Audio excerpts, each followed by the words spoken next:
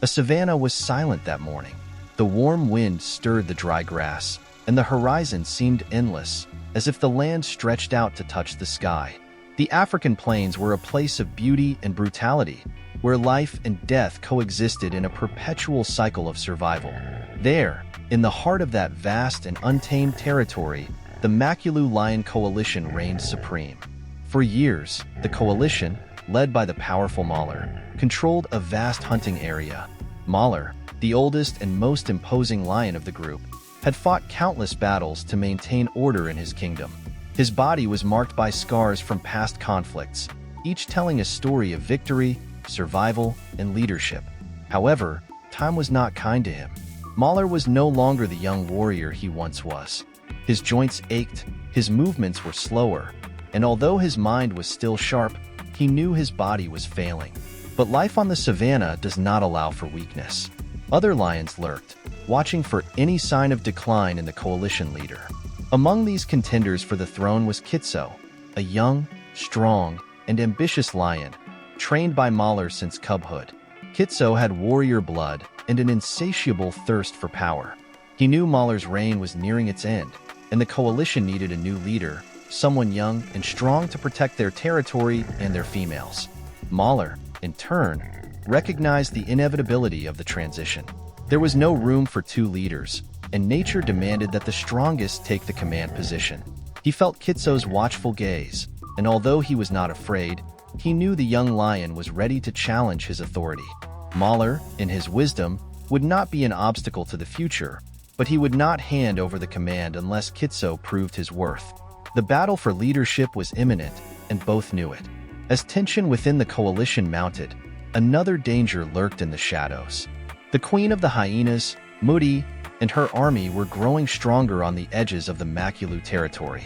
The hyenas, opportunistic and cruel, waited for the right moment to strike. Under the cunning command of Mutti, they had already dominated other areas, and now their eyes were set on Mahler's kingdom. It was a time of uncertainty. The order that Mahler had established was at stake, and the coalition he had built with so much effort could unravel in an instant. Kitso, eager to take command, needed to be ready to face not only the decline of his mentor, but also the growing threat from the hyenas. The savanna was on the brink of war, and the future of the Makulu depended on who would be capable of leading them in this new era of conflict and survival. The tension in the Makulu coalition grew daily. Kitso knew his moment was near. He watched Mahler carefully, studying his movements, his decisions, and the signs of aging. The young lion was in his prime, full of energy and eager to show the pack that he was prepared to lead them. But Kitso was not impulsive. He had learned from Mahler that leadership was not just about physical strength, but also about strategy and wisdom. Meanwhile, the females of the pack began to notice the shift in the winds. They saw Mahler's hesitation on hunts, his moments of fatigue after patrols, and how Kitso emerged as a dominant figure. Hey everyone! If you are enjoying our videos, subscribe to our channel and tell us where you are watching from in the comments below. And stay until the end of the video to see if Kitso was still too young to win the battle against the hyenas, or if he was ready to conquer. Some of the females, especially those with young cubs, were concerned. The transition of power could bring instability, and that meant risk for their cubs. The lionesses knew that if Mahler's leadership was challenged and internal conflict arose, the most vulnerable would be the first to suffer. Kitso, on the other hand, knew he needed to win the support of the females to ensure a smooth transition. He began to demonstrate his strength and skill during hunts, proving his efficiency in taking down large prey and ensuring the pack had what it needed to survive. His strategy was not just about gaining the respect of his peers, but also about protecting the pack from external threats, such as the hyenas led by Mutti. The hyenas, always lurking and seeking weaknesses, were bolder than ever. Mutti, the cruel and strategic queen, had plans to expand her territory. She knew Mahler was aging, and the instability within the Makulu coalition offered the perfect opportunity to attack. The hyenas were known for their cruelty and for attacking in groups, using dirty tactics to overcome their enemies. Mutti, with her sharp mind, planned a total offensive as soon as the right moment presented itself. Meanwhile, Kitso continued to work to solidify his place as the new leader. On a cold morning, the opportunity he had been waiting for finally presented itself. During a hunt, Mahler separated from the group, unable to keep up with the younger lions. Kitso, who had always respected his mentor, felt that this was the moment. There would be no bloody duel, but a silent transition. He followed Mahler to a secluded clearing, where the two faced each other in a silence loaded with meaning. Mahler, with his experienced gaze, knew what was to come. He no longer had the vigor necessary to lead. His time as king was coming to an end, and he accepted this with dignity. He had prepared Kitso for this moment. Although his body was tired, his spirit was still that of a leader, and he wanted to ensure that the coalition was in good hands. Kitso approached slowly, not with aggression, but with respect. Mahler lowered his head in a gesture of silent surrender, acknowledging Kitso as the new leader. There was no need for words or violence. The era of Mahler had ended, and a new phase for the Makulu was beginning, with Kitso at the forefront. Now, with the leadership officially in his hands, Kitso knew his first mission would be to face the threat of Mutti and her army of hyenas. He needed to consolidate his power quickly, demonstrating that he was up to the challenge of protecting his territory and ensuring the survival of his coalition. The lionesses watched attentively, confident that Kitso was the leader they needed, but also fearing what was to come. The war with the hyenas was about to begin, and Kitso would have to prove his worth not only to the Makulu coalition, but to the entire savanna. With Kitso now at the helm of the Makulu coalition, the tension in the savanna was at its peak. The leadership of the young lion was recent, and the territory was more vulnerable than ever. Mutti, the queen of the hyenas, had been waiting for this moment for a long time. She knew that instability in a newly led coalition could be the perfect time to strike and take control of the region, which was rich in prey and water. The hyenas, led by Mutti, were natural strategists. They rarely fought head-on, preferring to use tactics of attrition, ambushes, and group attacks to overpower their enemies. Mutti, with her sharp intelligence and thirst for power, planned a coordinated attack on the heart of the Makulu territory, knowing that Kitso, although strong, had not yet fully consolidated his leadership. For her, victory was almost certain. Kitso, however, was not naive. He knew Mutti would not sit idly by while the Makulu leadership stabilized. He began preparing the pack for war, keeping the patrols vigilant and coordinating the lionesses to protect the cubs. The young leader knew that, while he might be an excellent hunter and warrior, his true strength would come from the unity of his coalition. The females were fierce defenders of their homes and cubs, and Kitso needed them now more than ever. It was on a sultry afternoon, when the heavy clouds promised a storm, that the war finally began. The hyenas, led by Mutti, advanced through the edges of the Makulu territory, launching quick and chaotic attacks. The goal was to destabilize, create fear, and chaos among the lions. Mutti knew that the more the Makulu pack weakened, the easier the final assault would be. Kitso, however, was ready. He had strategically positioned the lionesses, defending the most vulnerable points, while he himself led a group of younger males to confront the hyenas head-on.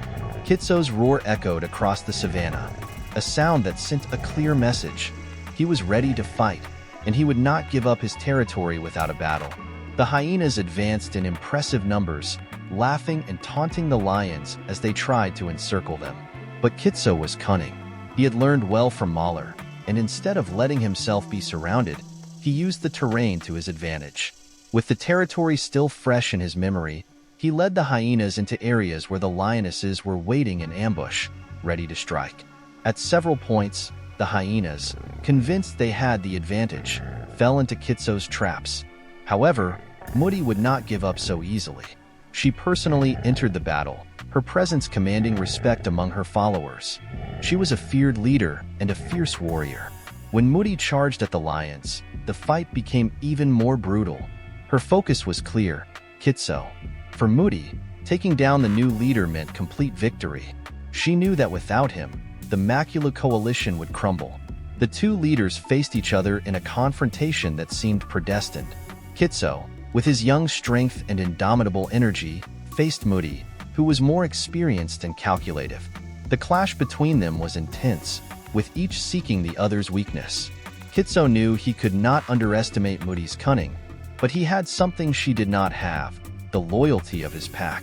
As the battle between Kitso and Mutti reached its climax, the lions and hyenas fought fiercely around them.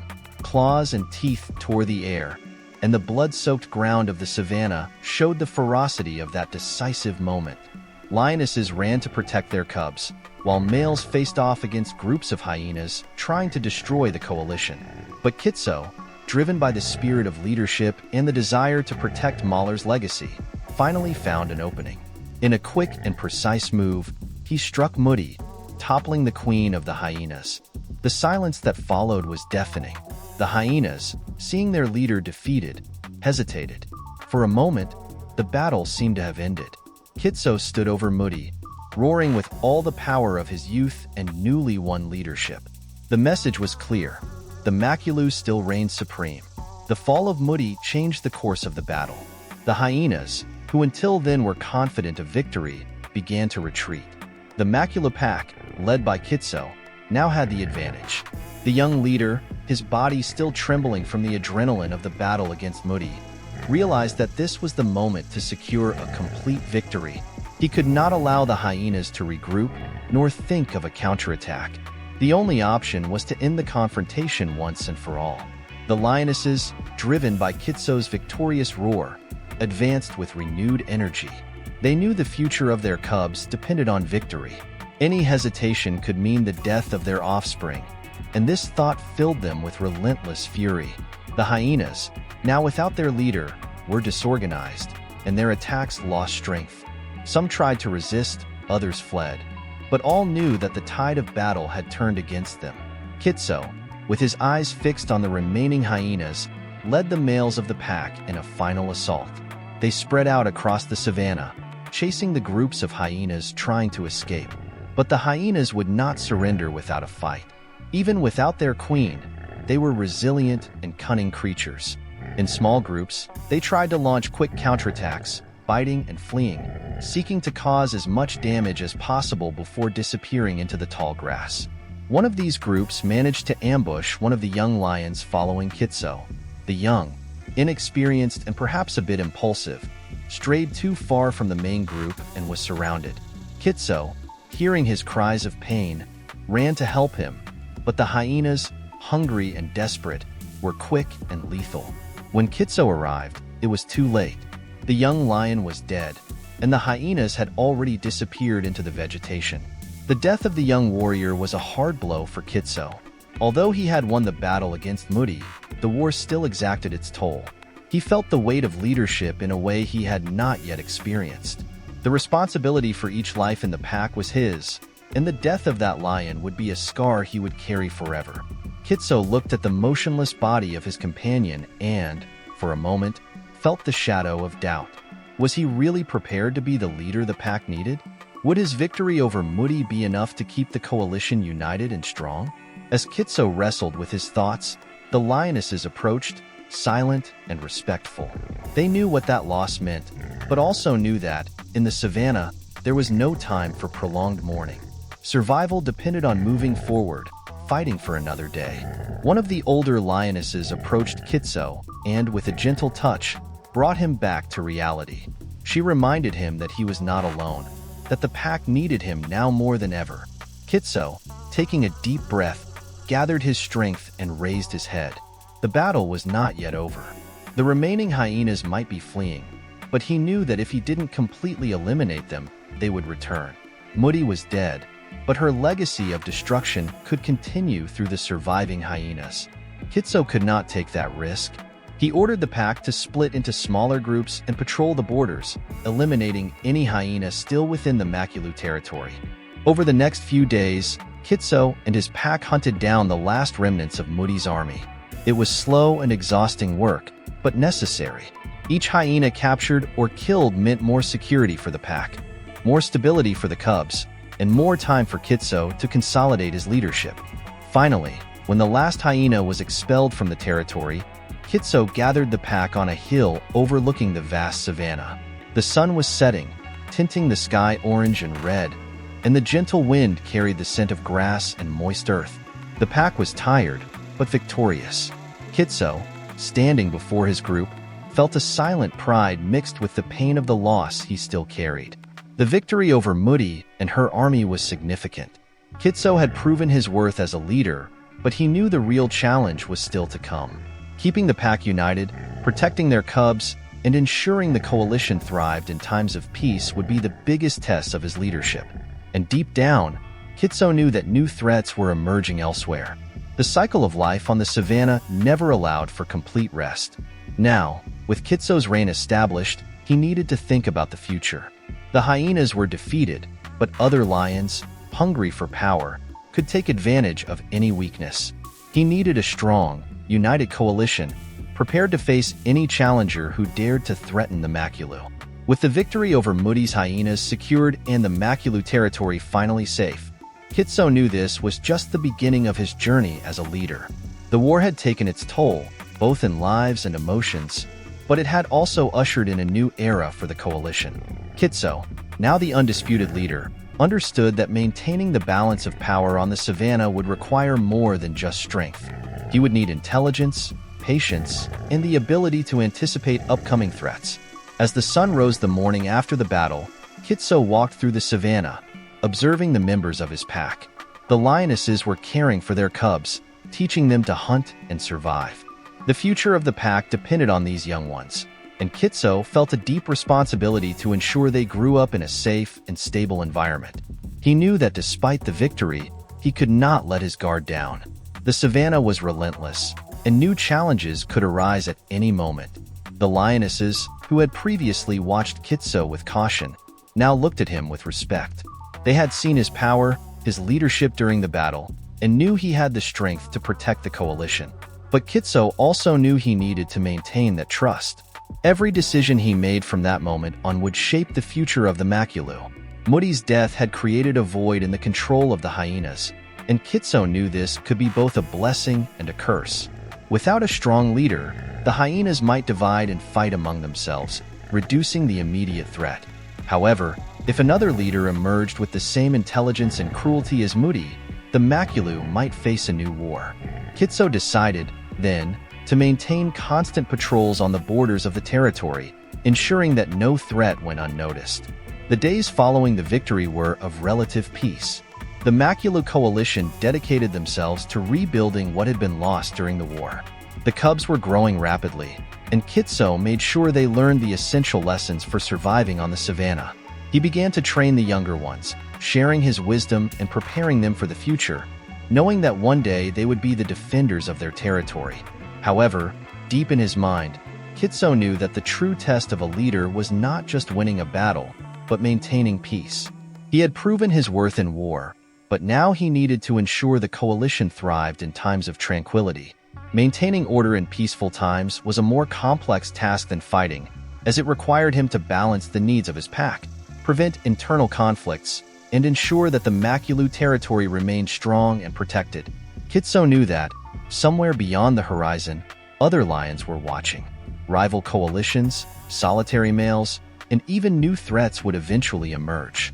The savanna was a place where power shifted rapidly, and today's success could easily become tomorrow's failure. But for now, Kitso was determined to enjoy the moment of peace and prepare his pack for any eventuality. As he sat on a hill, watching over the vast territory of the Makulu, Kitso reflected on his journey thus far. He had started as an ambitious young lion, eager to prove his worth, and now he was at the top. But leadership was lonely. Mahler, his mentor, had taught him that the true weight of power was not visible to the naked eye. It lay in silent decisions, sleepless nights, and the constant pressure to keep everyone safe. Kitso, with his newly acquired scars, knew he carried the legacy of Mahler and all the leaders who had come before him. But at the same time, he understood that he needed to forge his own path. The era of Kitso had begun, and he was determined to ensure that it would be remembered not just as a warrior, but as a fair and wise leader. The savanna continued its relentless, eternal cycle. The rains would come, bringing new life, and with them, new challenges. Kitso was prepared to face them, for he knew that, regardless of the storms that came, the Makulu would remain strong as long as he was in command. And so, under the vast, open sky of Africa, Kitso looked out at the horizon, confident that his reign was just beginning. He had been born to lead, and the savanna would be the stage for his story.